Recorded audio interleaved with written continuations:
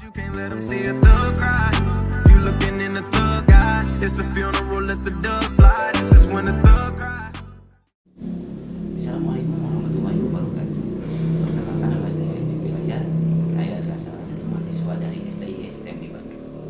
Dan tujuannya dibuat video ini adalah untuk memenuhi salah satu tugas dari mata kuliah perilaku organisasi. Dan alhamdulillah saya telah berhasil membawa narasumber. Beliau adalah salah satu supervisor ya dari departemen gizi di suatu perusahaan swasta ya. Gimana teh kabarnya, sehat? Alhamdulillah sehat. Ini saya mau banyak tanya nih sama Teteh nih sambil kita belajar gimana caranya menjadi seorang pemimpin gitu. Nah, gimana sih Teh kesan-kesannya gitu membawa memimpin satu departemen gitu. Kesan-kesannya ya pasti ada suka, ada duka, ada senang. Seperti itulah. Enak-enaknya kalau ditanya suka duka mah. Gitu. Terus Teh gimana sih cara Teteh memimpin organisasi itu? Gimana cara Teteh merekrut sebuah tim supaya solid gitu Teh? Gimana Teh? Pasti kalau misalkan bukan memimpin ya, mengajak gitu, mengajak untuk saling solid gitu. Yeah. Yang pertama pasti saya akan mengajarkan kepada anak-anak saya itu yang pertama komunikasi yang baik, kemudian bekerja dengan baik, kemudian disiplin, berhati-hati. Nah, nanti juga dari sana akan timbul rasa kesolidaritasan antara karyawan itu, antar departemen. Ya, seperti itu. Maaf saya potong ya Teh. Mungkin banyak orang yang belum tahu apa itu sih quality control itu apa sih Teh? Quality control. Ya. Quality control itu kalau berbicara tentang definisi quality control, quality control itu adalah seseorang yang mengecek garment. Seorang yang mengecek garment atau mengecek kualitas garment atau kualitas pakaian, seperti itu, layak atau tidaknya untuk diperjualkan kepada konsumen. Apalagi kan di pabrik yang saya sekarang bekerja ini kan pakaiannya itu diekspor gitu. Jadi harus standarnya itu benar-benar harus memenuhi standar quality gitu ya? High quality buyer. Seperti itu. Jadi tugas quality control itu menurut saya itu di pabrik sangat-sangat berat gitu, karena kita yang menentukan gitu baik buruknya goal atau tidaknya pabrik itu tergantung pada quality control. Bagi teman-teman juga yang mungkin di pabrik yang menjabat sebagai QC pasti tahu betapa besarnya beban kerja seorang QC dibanding seorang penjahit. Tapi kan semuanya itu kalau dalam suatu perusahaan itu saling membutuhkan lah. Ya, saling membutuhkan. Tapi kan begini Teh, maksudnya gimana sih cara Teteh memimpin itu seperti apa gitu Teh, supaya anak-anak itu kan nurut sama Teteh gitu.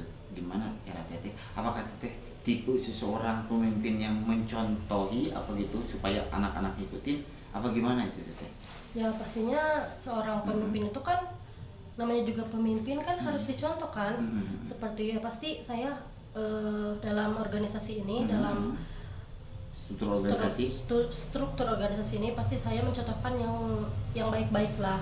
Seperti itu kepada anak-anak dan karyawan-karyawan. Nah, kan pasti kalau dalam pekerjaan itu salah pasti ada ya, gak mungkin selamanya benar gitu. Nah, apakah gimana cara Teteh menghadapi anak-anak yang seperti itulah? Banyak ada yang bandel kan, suka bolos gak masuk gitu. Gimana sih cara Teteh supaya mereka itu giat dalam bekerja gitu Teh?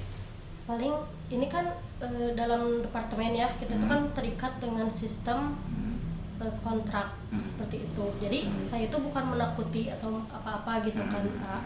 Jadi kalau misalkan ada salah satu karyawan yang bolos, yaitu benar-benar bolos gitu, nah saya itu akan perlihatkan gitu absennya, dan saya itu akan bawa absennya itu tuh ke hadapan dia sendiri gitu. Nah saya tuh ngasih ke dia, nih kalau kamu tuh nggak apa ya namanya bolos seperti itu ini terus gitu. Kamu nanti nggak dikontrak, nanti kamu putus kontrak, ya udah kami sebagai pimpinan kalian, sebagai atasan kalian gitu ya, kami mohon maaf, kami nggak bisa membantu gitu, karena kami sudah memperingatkan kepada kalian bahwa absensi itu nomor 1, kemudian disiplin, keuletan, tapi yang nomor 1 itu absensi, seperti itu. Emang itu sih kalau ya emang benar, kalau dalam bidang apapun kehadiran itu nomor 1 sih. Ya. Kita harus disiplin, karena kita kalau kita bekerja kita harus juga punya tanggung jawab gitu, seperti itu ya teh. Ngomong-ngomong, selain teteh sibuk di pekerjaan itu ya teh, ada gak sih kegiatan lain gitu yang teteh ikut organisasi inilah itulah apa, ada gak teh di luar pabrik maksudnya ya? Iya, di luar pekerjaan gitu teh. Kalau di luar kerjaan pastinya ada. Saya tuh mengikuti organisasi Karang Taruna dari 2018 Sampai sekarang masih sampai dan sekarang, menjabat dan sebagai karena memang sudah berorganisasi dan sudah mengikuti lama dari 2018, dan akhirnya saya ditunjuk dan saya dipilih oleh ketua sebagai wakil ketua, seperti itu. Karena saya juga mewakili ketua Karang Taruna itu kan udah berkeluarga, jadi kalau misalkan ada apa-apa tuh jadi kan susah gitu. Jadi iya. Sudah ada keterikatan lah gitu. Kalau peribahasa kolot mah itu udah ada buntutan seperti ya, itu ya. Seperti itu. Jadi diwakilkan ke saya, dan alhamdulillah dia pun percaya gitu kepada saya. Mempercayai. Kegiatan apa saja sih teh di Karang Taruna itu sih? Saya juga pengen tahu lah gitu. Ngulik lebih dalam lagi. Banyak kegiatannya, banyak. Salah satunya gotong royong. Gotong royong itu kan pasti udah apa ya namanya, tradisi, udah nggak aneh lagi gitu kan. Kalau lomba-lomba seperti itu kan bentar lagi kan Agustus deh. Nah, ya. 2 bulan lagi, gimana? Apakah teteh udah mempersiapkan itu sudah. apa saja gitu Sudah. yang mau dilakukan ke Jangan ini? Gini, jangankan dari sekarang tinggal beberapa bulan lagi gitu ya. Tahun kemarin pun kita setelah 17 Agustus, 18 Agustus, 19 Agustus kita tuh udah nyiapin planningnya itu harus gimana, karena kita belajar dari pengalaman tahun kemarin tuh kita seperti ini gini, oh ternyata hasilnya gini. Nah tahun depan kita tuh harus gini supaya hasilnya gini. Kalau belajar itu dari pengalaman ya. Seperti itu. Jadi alhamdulillah nih teh, saya bisa bicara sama teteh. Jadi kan disuruhnya itu kita itu ngambil video teh 2 narasumber, tapi ini mah 1 narasumber 2 tema, bisa di organisasi yang profit dan juga non profit gitu. Apa itu maksudnya? Iya, maksudnya yang ada keuntungan sama yang tidak gitu. Ini mah organisasi ini mah kan, kalau Karang Taruna mah kan organisasi yang apa namanya? Gak ada keuntungan. Gak ada keuntungan, itu kan cuma apa namanya teh? Supaya menyibukkan diri lah dengan berorganisasi gitu teh. Kalau di organisasi Karang Taruna nih teh, apa ya? Kegiatan-kegiatannya itu kegiatan kemanusiaan atau gimana gitu teh? Ya, kegiatan kemanusiaan pasti. Ketika ada bencana gitu, menggalang dana gitu. Ya, menggalang dana. Apalagi kalau ada amit-amit ya ini ada kebakaran gitu. Pasti seperti bulan kemarin tuh di sini ada kebakaran rumah. Nah, kemudian kan saya itu kan sebagai wakil gitu ya, sebagai pemimpin gitu. Jadi saya tuh mengarahkan si anggota-anggota Karang Taruna ini, yuk kita sama-sama bantu. Kita kan masih apa ya namanya, masih muda-muda, masih belia-belia gitu, apalagi kan yang belum punya pekerjaan, gak bisa ngasih uang gitu.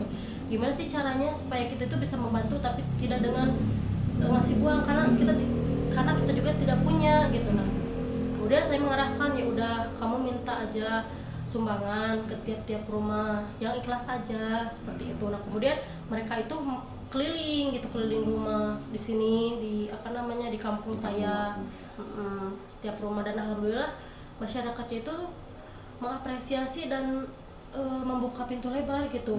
Jadi apa sih kalau untuk kebaikan pastilah iya. semua juga kalau masalah kebaikan pasti berlomba-lomba ya dalam kebaikan. Ya, gitu. fastabiqul khairat ya. Itu lah, teteh lebih paham. Ya, alhamdulillah. Iya, syukur. Nah, ada gak sih teh perbedaan berorganisasi dalam lingkup pekerjaan dengan organisasi yang seperti di Karang Taruna itu di luar pekerjaan gitu? Apakah ada perbedaan menurut teteh? Gimana gitu? Kalau perbedaan ada sih. Kan kalau misalkan di pabrik ya, kalau misalkan organisasi di pabrik itu kita tuh terikatnya tuh benar-benar gitu. Jadi kalau misalkan kita misalkan nih budayanya tuh budaya di pabrik tuh gini kita harus gitu. Tapi kalau misalkan organisasi di Karang Taruna itu lebih bebas, itu lebih bebas mengelolanya seperti ya, apa mengelolanya gitu. dan juga kalau misalkan di pabrik itu ada si bawahan suka ada prosedur mau bikin ini harus kesini dulu. Kemudian si bawahan gak bisa mengemukakan pendapat. Tapi kan di Karang Taruna kita welcome gitu, siapa saja yang mau mengemukakan pendapat sok silakan gitu, akan kami terima dan akan kami realisasikan gitu kalau memang bagus gitu. Ya seperti itu, dan akan kami diskusikan lagi bersama semua anggota gimana baiknya seperti itu. Jadi makanya saya tuh bisa bergabung di organisasi Karang Taruna itu sebenarnya senang gitu, karena menambah pengalaman juga buat saya seperti itu. Tapi awalnya itu teteh iseng apa gimana itu, apa gua nih nggak ada kegiatan nih ya, iseng. ikut Karang Taruna gitu apa gimana kayak ya, gitu? iseng aja gitu, karena dapat hadiah gitu. Iseng dapat hadiah, ternyata dapat jodoh gitu. Oh iya. Nah kemudian kan 2018 itu kan saya udah keluar sekolah. Nggak kerja tuh kan karena susah cari kerja gitu. Akhirnya teman saya tuh ngajak, yuk katanya gabung Karang Taruna, dikasih makan gitu pertamanya. Oh ya udahlah, daripada kita tiduran di rumah kau ya, berbahan yang penting kita menyibukkan diri dengan berorganisasi gitu, dengan makan seperti itu. Awalnya main-main, tapi awalnya kan main-main. kalau kita dalam berorganisasi gitu deh, kan kita sering menyibukkan diri gitu dimanapun kegiatannya, mau dalam pekerjaan mau dalam ini, tapi banyak positifnya sih kalau menurut saya gitu. Iya, banyak banget. Makanya bagi anak-anak muda sekarang tuh kalau misalkan masa mudanya itu dihabiskan dengan foya-foya gitu. Iya. Kalau zaman sekarang ada kan misi foya, iya. visi foya. Menurut aku sih itu sia-sia banget gitu. Don't play bosku. Harusnya kan apa ya namanya? Harusnya kan dimanfaatkan sebaik mungkin gitu, seperti ikutan organisasi Karang Taruna. Sekarang kan ikutan organisasi Karang Taruna, sosialisasi kita tinggi. Nah kemudian kita tuh punya pengalaman, lebih banyak teman gitu, banyak teman, lebih banyak kenalan. Kemudian misalkan kita pengen cari kerja, ada kenalan di ini ada, lebih banyak relasi gitu ya. Seperti itu. Seperti itu. Inspiratif sekali sih teh. Saya juga biasanya kan kalau apalagi perempuan ya gitu ya, kan perempuan itu tubuhnya aja yang lemah tapi jiwanya yang kuat pasti ya. Ya seperti saya. Maksudnya gitu teh, dalam pekerjaan teteh gitu teh, ada nggak sih teh yang bikin teteh jengkel gitu atau gimana gitu? Pastilah teman-teman juga pengen tahu gimana sih gitu. Ya pasti adalah yang bikin jengkel, yang bikin kesel itu. Salah satunya kalau misalkan si anaknya itu udah dikasih tahu gitu. Iya. Terus Maaf dipotong teh.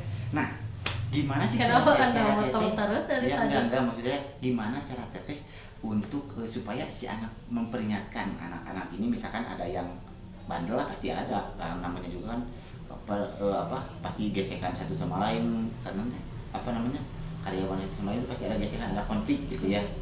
Nah gimana teteh cara memanage organisasi teteh supaya meminimalisir konflik itu gitu teh? Ya paling saya tanya dulu masalahnya itu apa, seperti itu. Kalau misalkan masalahnya di bidang lingkungan pekerjaan, pastilah masalah lingkungan pekerjaan. Ya misalkan gitu. Kalau misalkan profesional lah itu.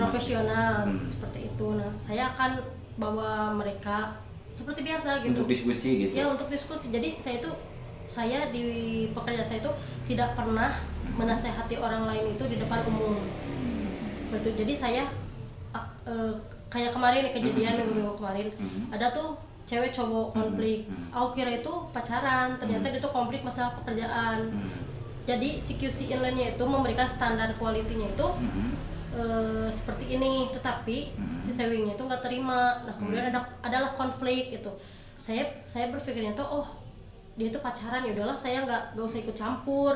Ternyata pas saya tanya kepada si QC inline gitu, saya tanya ternyata ini bu katanya ini nggak boleh seperti ini, tapi dia ngeyel seperti itu. Nah kemudian saya panggil gitu, saya panggil keduanya, dijelaskan lah ini seperti ininya. Ya saya juga menjelaskan gitu kepada sewing gitu. Nah kalau misalkan dalam departemen, dalam berorganisasi itu tidak boleh seperti itu, kata saya gitu. Jadi harus kerjasama, saling membutuhkan antar departemen sewing. Itu kan mata rantai, kalau setahu saya sih di bidang garmen ya, itu tuh mata rantai, mulai dari apa itu kedatangan barang, terus ada cutting, baru masuk ke QC cutting ada kan? Ada QC cutting. Marker dulu sebelumnya. Marker dia maksudnya yang di bawahnya ketika udah deal itu turun cutting, lalu ke produksi. Sebelum produksi itu ada QC lagi. Bukan QC, PP itu namanya. PPT? PP itu pembantu produksi. Jadi sebelum si barangnya dinaikkan ke produksi itu dia yang handle. Seperti itu. Nah baru masuk ke quality control gitu. Kalau menurut saya sih QC itu quality control kalau dalam kehidupan sehari-hari itu polisinya gitu, supaya apa? Kalau polisi di jalanan lalu lintas itu supaya tertib gitu, supaya hasil yang dikeluarkan oleh produksi itu mempunyai kualitas yang bagus gitu, high quality lah ya, dan masuk juga standar buyer gitu. Jadi kan kalau misalkan QC itu kan penentu final atau enggaknya gitu, lolos atau enggaknya barang, siap diekspor atau enggaknya barang gitu. Kalau misalkan kita sebagai departemen quality control itu tidak benar gitu atau tidak baik, ada satu aja dalam, kan kita tuh ngepacking itu kan per karton kan. Kalau misalkan kita ada 20.000 karton, tapi dalam satu kartonnya itu kita ketemu sama bayarnya tuh ada bolong dikit saja, itu dibongkar semuanya 20.000. Gitu sih. Iya, seperti itu. Makanya tugas QC itu berat banget. Seperti itu ya teh. Jadi kita ketemunya di sini teh, banyak sekali ilmu yang saya dapatkan. Bagaimana cara memimpin, bagaimana cara menyelesaikan masalah gitu. Mungkin teman-teman juga banyak belajar ya dari video ini. Mungkin semoga video ini bermanfaat untuk kita semua, karena banyak orang yang nggak tahu seperti apa sih itu quality control itu gitu. Yang hanya tahu ya cuma ngecek-ngecek doang lah gitu. Padahal tugasnya tuh berat banget. Saya juga baru tahu kali ini. Dulu waktu saya juga bekerja di perusahaan gitu, apaan sih QC gini. Ternyata kalau kita pengen tahu ya tanyakan kepada ahlinya gitu, seperti itu. Nah terima kasih ya teh atas ilmunya. Semoga bermanfaat bagi saya, bermanfaat untuk penonton gitu ya teh ya. Mungkin cukup sekian video kali ini, dan semoga bermanfaat untuk kita semua. Banyak ilmu yang didapat dari sosok muda inspiratif ya. Wassalamualaikum warahmatullahi wabarakatuh.